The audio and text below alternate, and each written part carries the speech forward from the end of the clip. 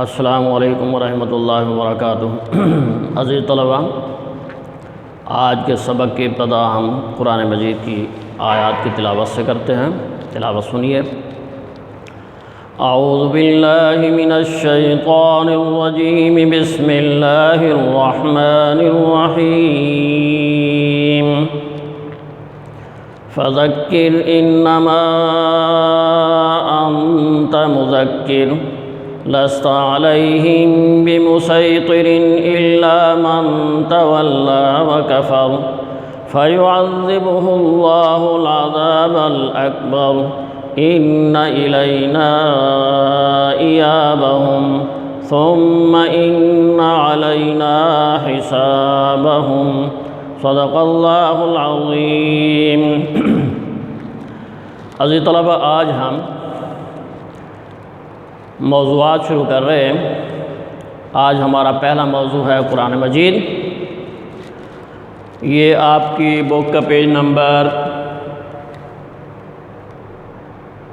56 اور 57، 56 اور 57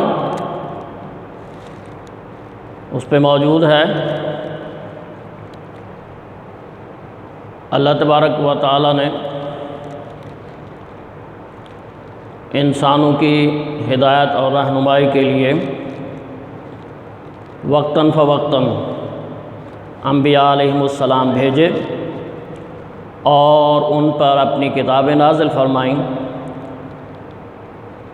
آخر پر نبی اکرم صلی اللہ علیہ وسلم کو مبعوث فرمایا اور ان پر قرآن مجید نازل فرمایا۔ تو عزیز طلباء، جس طرح انسان کے جسم کی ضرورت ہے کہ اس کو لباس کی ضرورت ہے، اسے مکان کی ضرورت ہے، اسے کھانے اور پینے کی ضرورت ہے، اسی طرح انسان کی جو روح ہے اس کو بھی ہدایت اور رہنمائی کی ضرورت ہے۔ تو انسان کے جسم کی روح کو، جسم کی ضروریات کو پورا کرنے کے لیے اللہ تعالیٰ نے مادی وسائل پیدا فرمائے اور انسان کی روح کی ضرورت کو پورا کرنے کے لیے اللہ تعالیٰ نے انبیاء علیہم السلام بھیجے اور ان پر اپنی کتابیں نازل فرمائیں اور انسان کے روح کی جو ضرورت ہے اسے پورا فرمایا۔ اللہ تبارک و تعالیٰ نے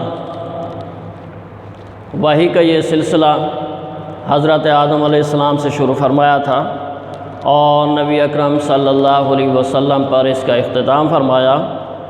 آپ صلی اللہ علیہ وسلم پر اللہ تبارک و تعالیٰ نے قرآن مجید نازل فرمایا جو تمام انسانوں کے لیے ہدایت اور رہنمائی کا ذریعہ ہے۔ جس طرح نبی اکرم صلی اللہ علیہ وسلم آخری نبی ہیں، قیامت تک کے لیے نبی ہیں، آپ کے بعد اور کوئی نبی نہیں، اور جس طرح آپ صلی اللہ علیہ وسلم کی امت آخری امت ہے، اس کے بعد اور کوئی امت نہیں، اسی طرح قرآن مجید اللہ تعالیٰ کی آخری کتاب ہے۔ اس کے بعد اور کوئی کتاب انسانوں کی رہنمائی کے لیے نازل ہونے والی نہیں ہے۔ قرآن مجید آسمانی کتابوں کی تعلیمات کی حفاظت بھی کرتا ہے اور ان کی تصدیق بھی کرتا ہے۔ اللہ تعالیٰ نے پچھلے ادوار میں انبیاء علیہم السلام پر جو کتابیں نازل فرمائی تھیں، تورات ہے، انجیل ہے، زبور ہے اور اسی طرح اور صحیفے ہیں، ان کی جو اصل تعلیمات تھیں وہ تعلیمات قرآن مجید میں محفوظ ہیں اور قرآن مجید ان تعلیمات کی تصدیق کرتا ہے۔ اسی لیے قرآن مجید کو مہیمن کہا گیا ہے، اور مہیمن کا مطلب ہے مہیمن، محافظ اور نگہبان۔ مہیمن محافظ اور نگہبان کو کہتے ہیں۔ اللہ تعالیٰ کا ارشاد ہے کہ وَأَنزَلْنَا إِلَيْكَ الْكِتَابَ بِالْحَقِّ مُصَدِّقًا لِمَا بَيْنَ يَدَيْهِ مِنَ الْكِتَابِ وَمُهَيْمِنًا عَلَيْهِ، کہ ہم نے تمہاری طرف یہ کتاب نازل کی ہے، یہ حق لے کر آئی ہے، اس سے پہلے جو آسمانی کتابیں آئیں ان کی تصدیق کرنے والی اور ان کی محافظ و نگہبان ہے۔ تو اس آیت مبارکہ میں اللہ تبارک و تعالی نے قرآن مجید کو مہیمن کہا ہے، اور مہیمن کہنے کا مطلب یہ ہے کہ پہلی آسمانی کتابوں میں جو تعلیمات اور عقائد اپنی اصلی حالت میں محفوظ نہیں رہ سکے، انہیں قرآن مجید نے اپنے اندر آج سر نو بیان کر کے محفوظ کر دیا ہے۔ یہی وجہ ہے کہ یقین کے ساتھ قرآن مجید کی تعلیمات پر ہر زمانے میں عمل ہو سکتا ہے۔ عزیز طلباء، قرآن مجید انسانی زندگی کے ہر پہلو کے متعلق رہنمائی رکھتا ہے۔ انسان کو دنیا کے اندر جو معاملات پیش آتے ہیں، ان سب معاملات کے متعلق قرآن مجید میں رہنمائی موجود ہے کہ انسان نے زندگی کیسے گزارنی ہے، رہن سہن اس کا کیسا ہوگا، اس کی معاش کیسے ہوگی، کس طرح وہ کمائے گا، اور کمانے کے بعد کس طرح وہ خرچ کرے گا، لوگوں کے ساتھ اس کے کیا تعلقات ہوں گے، ماں باپ کے ساتھ کیسا تعلق ہوگا، اولاد کے ساتھ کیسا تعلق ہوگا، دوست و احباب کے ساتھ کیسا تعلق ہوگا، معاشرے کے ساتھ کیسا تعلق ہوگا، ان سب کے بارے میں قرآن مجید جو ہے وہ اپنے اندر رہنمائی اور تعلیم رکھتا ہے۔ غرض زندگی کا کوئی ایسا پہلو نہیں ہے جس کے متعلق قرآن مجید میں کوئی رہنمائی موجود نہ ہو۔ اس میں انسانی زندگی کی حقیقت، خیر و شر، حلال و حرام اور اخلاقی تعلیمات، غرض زندگی کے ہر پہلو کے متعلق رہنمائی موجود ہے۔ جس طرح دنیا کے معاملات کے متعلق رہنمائی موجود ہے، اسی طرح انسان کی آخرت کی زندگی کے متعلق بھی تفصیلی معلومات ہیں کہ مرنے کے بعد قبر میں انسان کے ساتھ کیا ہوگا، پھر قیامت کے روز اس کو کیسے کھڑا کیا جائے گا، پھر قیامت میں کیا اس کو مرحلے پیش آئیں گے، پھر جنت میں اس کے ساتھ جو ہے وہ کیا ہوگا، ان سب کے بارے میں قرآن مجید جو ہے وہ مکمل تعلیمات جو ہے وہ رکھتا ہے۔ اور اس کے ساتھ ساتھ قرآن مجید جو ہے وہ جامع تعلیمات رکھتا ہے اپنے اندر، انسان کی انفرادی زندگی ہو یا اس کے اجتماعی و معاشرتی حقوق و فرائض ہوں یا اس کے معاشی اور اقتصادی امور ہوں، سب کے متعلق قرآن مجید بنیادی ہدایات، سیاسی اور بین الاقوامی معاملات اور اخلاقی رویوں کے متعلق قرآن مجید جامع تعلیمات پیش کرتا ہے۔ اور قرآن مجید اپنے اندر ایک رہنمائی کا خزینہ رکھتا ہے، انسانی زندگی کے تمام پہلوؤں کے بارے میں معلومات اور رہنمائی کا خزینہ ہے، اور قرآن مجید میں وہ تمام باتیں وضاحت کے ساتھ بتا دی گئی ہیں جن کا جاننا انسان کے لیے ضروری ہے اور جن کے جاننے کا انسان کے پاس اور کوئی دوسرا ذریعہ نہیں ہے۔ انسان کسی اور ذریعے سے یہ معلوم نہیں کر سکتا کہ قبر میں میرے ساتھ کیا ہوگا، حشر میں میرے ساتھ کیا ہوگا، جنت میں کیا ہوگا، دوزخ میں کیا ہوگا۔ یہ تمام معلومات قرآن مجید دیتا ہے۔ انسان کے پاس ان کے بارے میں اور کوئی ذریعہ نہیں جس سے وہ معلوم کر سکے کہ آگے اس کے ساتھ کیا پیش آنا ہے۔ عزیز طلباء، قرآن مجید کی جو معلومات ہیں وہ آپ کو یاد رکھنی چاہیے کہ قرآن مجید نبی اکرم صلی اللہ علیہ وسلم پر 40 سال کی عمر میں نازل ہونا شروع ہوا۔ آپ غار حرا میں تھے تو سب سے پہلے قرآن مجید کی سورہ العلق کی پہلی 5 آیات آپ صلی اللہ علیہ وسلم پر اللہ تبارک و تعالی نے اتاری۔ اس کے بعد 23 سال کے دوران وقتاً فوقتاً قرآن مجید جو ہے وہ نازل ہوتا رہا۔ تو قرآن مجید میں 114 صورتیں ہیں، اس کے 30 پارے ہیں، اور اس کی سب سے پہلی وحی سورۃ العلق ہے، اور سب سے آخری وحی جو ہے وہ حجۃ الوداع کے موقع پر اتری تھی۔ الیوم اکملت لکم دینکم واتممت علیکم نعمتی ورضیت لکم الاسلام دینا۔ یہ آیت مبارکہ حجۃ الوداع کے موقع پر سب سے آخر میں جو ہے وہ اتری تھی۔ قرآن مجید کی سب سے بڑی سورت سورہ البقرہ ہے، اور سب سے چھوٹی سورت جو ہے وہ سورۃ الکوثر ہے۔ قرآن مجید کی 7 منزلیں ہیں، یعنی اس کو 7 حصوں میں جو ہے وہ تقسیم کیا گیا ہے کہ ہفتے میں جو ہے وہ انسان اگر اس کو مکمل کرنا چاہے تو وہ کس طریقے سے مکمل کر سکتا ہے۔ قرآن مجید میں اللہ تبارک و تعالی نے انسانی زندگی کے متعلق جو اس کو مسائل پیش آ سکتے ہیں ان سب کے بارے میں رہنمائی اور ہدایت اللہ تبارک و تعالیٰ نے عطا فرمائی ہے۔ قرآن مجید نبی اکرم صلی اللہ علیہ وسلم پر 23 سالوں کے دوران اترا۔ آپ صلی اللہ علیہ وسلم پر جب قرآن مجید اترنا شروع ہوا تھا تو آپ اس وقت مکہ میں تھے۔ مکہ میں اس کے بعد نبی اکرم صلی اللہ علیہ وسلم 13 سال رہے۔ تو ان 13 سالوں کے دوران آپ پر قرآن مجید کی جو آیات اور صورتیں نازل ہوئیں ان کو مکی صورتیں کہا جاتا ہے، اور پھر اس کے بعد آپ مدینہ طیبہ تشریف لے گئے، 10 سال آپ مدینہ میں رہے۔ تو ان 10 سالوں کے دوران آپ پر جو صورتیں اور آیات نازل ہوئیں ان کو مدنی صورتیں کہا جاتا ہے۔ تو اس طرح سے 23 سال کے دوران نبی اکرم صلی اللہ علیہ وسلم پر قرآن مجید وقتاً فوقتاً جو ہے وہ اترتا رہا۔ جبرائیل امین آپ کے پاس وحی لاتے رہے، اور اس طرح 23 سال میں قرآن مجید مکمل طور پر نازل ہوا۔ اس کے بعد قرآن مجید کی حفاظت،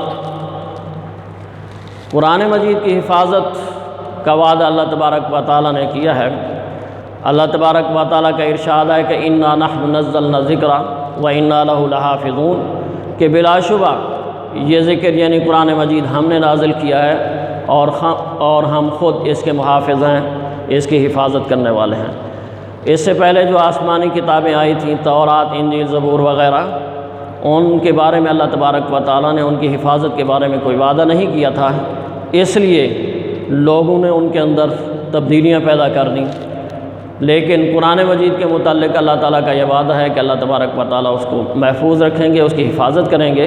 تو قرآن مجید کی حفاظت کا وعدہ ہم دیکھتے ہیں کہ اس طرح پورا ہوا کہ پوری دنیا میں موجود قرآن مجید کے نسخوں میں ایک زبر زیر کا فرق بھی نہیں ہے۔ نبی اکرم صلی اللہ علیہ وسلم بھی قرآن مجید کی حفاظت کرتے تھے۔ آپ پر جیسے ہی کچھ آیات نازل ہوتی تو آپ کاتب وحی کو بلوا کر، یعنی قرآن پاک کو لکھنے والوں کو بلوا کر لکھوا دیتے تھے، اور یہ بھی رہنمائی فرماتے تھے کہ انہیں کون سی صورت میں کن آیات کے ساتھ رکھا جائے۔ مسجد نبوی میں ایک مقام مقرر تھا، ایک جگہ مقرر تھی جہاں پر قرآن پاک کی نازل ہونے والی آیات لکھنے کے بعد رکھ دی جاتی تھیں۔ تو صحابہ وہاں سے ان آیات کو نقل کر کے لے جاتے تھے اور یاد کرتے تھے۔ تو اس طرح صحابہ اکرام نے بھی قرآن مجید کی حفاظت کی۔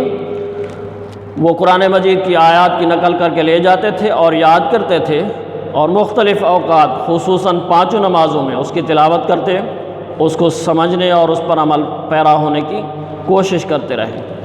اس طرح جیسے جیسے قرآن مجید نازل ہوتا گیا، اس کے ساتھ ساتھ لکھا بھی جاتا رہا اور حفظ بھی ہوتا رہا۔ کاتبین وحی وہ تھے جنہیں نبی اکرم صلی اللہ علیہ وسلم نے یہ فرمایا تھا کہ جیسے ہی قرآن پاک کی آیتیں نازل ہوں تو آپ لوگوں نے ان کو لکھنا ہے۔ قرآن پاک کی آیات کو لکھنے کی ذمہ داری تھی کاتبین وحی کی۔ کاتبین وحی کی تعداد تقریباً 40 ہے۔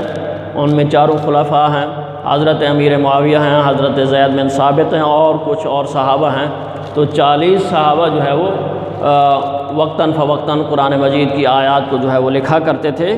انہیں کاتبین وحی کہتے ہیں۔ تو کاتبین وحی نے اس طرح سے قرآن مجید کی جو ہے وہ حفاظت کی۔ نبی اکرم صلی اللہ علیہ وسلم کے دور میں صحابہ اور صحابیات دونوں جو ہے وہ قرآن مجید کو حفظ کرتے تھے، یاد کرتے تھے۔ آپ کے دور نبوی میں، آپ کی حیات طیبہ میں مکمل قرآن کریم اکثر امہات المومنین، اہل بیت، صحابہ کرام اور صحابیات کو حفظ ہو چکا تھا، اور بہت سے صحابہ نے اس کی مکمل نقول بھی تیار کر لی تھی، لکھنے کے بعد ان کو اپنے پاس محفوظ کر لیا تھا۔ پھر جب حضرت ابوبکر رضی اللہ تعالیٰ عنہ کا دور آیا، نبی اکرم صلی اللہ علیہ وسلم وصال فرما گئے، اس کے بعد حضرت ابوبکر رضی اللہ تعالیٰ عنہ نے نبی اکرم صلی اللہ علیہ وسلم کے لکھوائے ہوئے تمام اجزاء کو آپ صلی اللہ علیہ وسلم کی مقرر کردہ ترتیب کے مطابق یکجا کرا کے محفوظ کر دیا۔ آیات کی ترتیب اور صورتوں کے نام وہی تھے جو رسول اکرم صلی اللہ علیہ وسلم نے اللہ تعالیٰ کے حکم سے مقرر فرمائے تھے۔ حضرت ابوبکر رضی اللہ تعالیٰ عنہ کے دور خلافت میں جنگ یمامہ ہوئی تھی۔ اس جنگ میں بہت سے حفاظ اکرام جو ہے وہ شہید ہو گئے تھے۔ تو حضرت عمر رضی اللہ تعالیٰ عنہ کو یہ تشویش لاحق ہوئی کہ اگر اسی طرح جنگوں میں قرآن پاک کی حفاظ شہید ہوتے رہے تو ایسا نہ ہو کہ قرآن مجید کا کوئی حصہ جو ہے وہ رہ نہ جائے، ضائع نہ ہو جائے۔ تو آپ نے حضرت ابوبکر رضی اللہ تعالیٰ عنہ کو مشورہ دیا کہ قرآن پاک کو جو ہے وہ آج سرے نو جمع کیا جائے۔ حضرت ابوبکر رضی اللہ تعالیٰ عنہ پہلے تو نہ مانے، لیکن ان کے اصرار پر پھر ان کے دل میں یہ بات آ گئی کہ حضرت عمر رضی اللہ تعالیٰ عنہ جو مشورہ دے رہے ہیں وہ ٹھیک ہے۔ پھر آپ نے حضرت زید بن ثابت رضی اللہ تعالیٰ عنہ کی سربراہی میں ایک کمیٹی مقرر کی تھی۔ یہ لوگ صحابہ سے قرآن مجید کو جو ان کے پاس لکھا ہوا تھا وہ سب انہوں نے جمع کیا، اور اس طرح سے جمع کرنے کے بعد پھر قرآن مجید کو جو ہے وہ کتابی شکل دی۔ اسے جو حضرت ابوبکر رضی اللہ تعالیٰ عنہ کے دور خلافت میں جو قرآن مجید لکھا گیا تھا اسے مصحف صدیقی کہتے ہیں، مصحف صدیقی۔ یہ مصحف صدیقی حضرت ابوبکر رضی اللہ تعالیٰ عنہ کے دور میں آپ کے پاس رہا، پھر اس کے بعد حضرت عمر رضی اللہ تعالیٰ عنہ کے پاس رہا، اور حضرت عمر رضی اللہ تعالیٰ عنہ کی بیٹی حضرت حفصہ رضی اللہ تعالیٰ عنہ کے پاس محفوظ رہا۔ پھر اس کے بعد جب حضرت عثمان رضی اللہ تعالیٰ عنہ کا دور خلافت آیا تو چونکہ اسلام بہت زیادہ پھیل گیا تھا، بہت سارے علاقے جو ہے وہ فتح ہو گئے تھے، عربوں کے علاوہ عجمی لوگ بھی قرآن پاک پڑھنے لگے تو وہ اپنے اپنے طریقے سے پڑھنے لگے۔ ان کے پڑھنے میں، ان کی قراءت میں اختلاف پیدا ہو گیا۔ تو حضرت عثمان رضی اللہ تعالیٰ عنہ نے پھر یہ کیا کہ قریش جس زبان میں قرآن پاک کی تلاوت کرتے تھے، جس طریقے سے تلاوت کرتے تھے، قریش کی قراءت پر قرآن پاک جو ہے وہ دوبارہ اس کو لکھوایا اور جمع فرمایا۔ اس لیے حضرت عثمان رضی اللہ تعالیٰ عنہ کو جامع القرآن بھی کہتے ہیں۔ انہوں نے اپنے عہد خلافت میں قرآن پاک کی متعدد نقول تیار کر کے تمام صوبہ دارالحکومتوں میں ایک ایک نسخے کے طور پر بھیجوا دی۔ اس کے بعد عزیز طلباء قرآن پاک کے فضائل کی بات ہے تو سب سے پہلی فضیلت یہ ہے کہ قرآن پاک میں جو کچھ بیان کیا گیا ہے وہ یقینی علم اور حقیقت کی بنیاد پر مبنی ہے، اور اس میں کسی شک کا گزر نہیں۔ اس میں ہر زمانے اور ہر خطے کے لوگوں کے لیے مکمل ہدایت اور رہنمائی موجود ہے، اور انسان کی دنیا و آخرت کی حقیقی فلاح کا دار و مدار بھی اسی قرآن مجید پر عمل کرنے میں ہے۔ تو سب سے پہلی فضیلت یہ ہے کہ قرآن پاک میں جو کچھ بیان کیا گیا ہے وہ یقینی علم ہے، اس میں کسی شک کا گزر نہیں۔ دوسری فضیلت یہ ہے کہ افضل کلام ہے، سب سے زیادہ فضیلت رکھنے والا کلام ہے، اس لیے کہ یہ اللہ تعالیٰ کا کلام ہے۔ جس طرح اللہ تبارک و تعالیٰ کو تمام مخلوقات پر فضیلت حاصل ہے، اسی طرح اللہ تعالیٰ کے کلام کو بھی سب کلاموں پر فضیلت حاصل ہے، اور جس طرح اس کلام کو فضیلت حاصل ہے اسی طرح ان لوگوں کو بھی فضیلت حاصل ہے جو قرآن مجید کو سیکھتے اور سکھاتے ہیں۔ اسی لیے نبی اکرم صلی اللہ علیہ وسلم نے ارشاد فرمایا کہ خیرکم من تعلم القرآن وعلمہ، تم میں سے سب سے بہتر وہ ہے جو قرآن مجید کو سیکھے اور سکھائے۔ اس کے بعد اگلی اس کی فضیلت تلاوت اور عمل ہے کہ اس کا ایک ایک حرف پڑھنے پر جو ہے وہ اللہ تبارک و تعالیٰ 10 نیکیاں عطا فرماتے ہیں، اور اس پر عمل کرنے کے نتیجے میں اللہ تبارک و تعالیٰ دنیا و آخرت دونوں میں عزت و سرفرازی عطا فرماتے ہیں۔ تلاوت پر اجر و ثواب عطا فرماتے ہیں، ایک ایک حرف کی تلاوت پر 10 نیکیاں عطا فرماتے ہیں، اور عمل کرنے پر دنیا و آخرت دونوں میں عزت و سرفرازی اللہ تعالیٰ عطا فرماتے ہیں۔ اور اس سے جو منہ پھیرنے والے ہیں، جو عمل کرنے والے نہیں، اللہ تعالیٰ ان کو جو ہے وہ ذلیل و خوار کرتا ہے۔ اور تاریخ گواہ ہے کہ قرآن مجید پر جب تک مسلمان عمل پیرا رہے، وہ دنیا میں غالب رہے، یہ اس پر عمل کرنے کا نتیجہ ہے۔ قرآن پاک کی تعلیمات پر عمل کرنے کا نتیجہ یہ ہے کہ مسلمان جب تک قرآنی تعلیمات پر عمل کرتے رہے دنیا میں غالب رہے، اور جیسے ہی انہوں نے اس سے غفلت برتی تو عزت و سربلندی سے محروم ہو گئے۔ اسی لیے نبی اکرم صلی اللہ علیہ وسلم نے ارشاد فرمایا کہ اللہ تعالیٰ بہت سی قوموں کو اس قرآن مجید کی وجہ سے سربلندی عطا فرمائے گا، اور بہت سی دوسری قوموں کو اس سے غفلت کی وجہ سے گرا دے گا۔ عزیز طلبہ، قرآن مجید کی جو زبان ہے وہ عربی زبان ہے، اور اس کو بھی بڑی فضیلت حاصل ہے۔ اللہ تعالیٰ نے عربی زبان کا انتخاب کیا، یہ دنیا کے بہت سے ممالک میں بولی جاتی ہے، اور قیامت تک یہ زبان جو ہے محفوظ رہے گی۔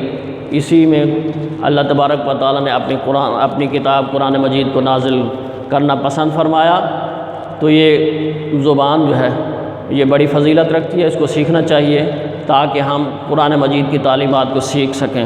اللہ تعالیٰ ہم سب کا حامی و ناصر ہو۔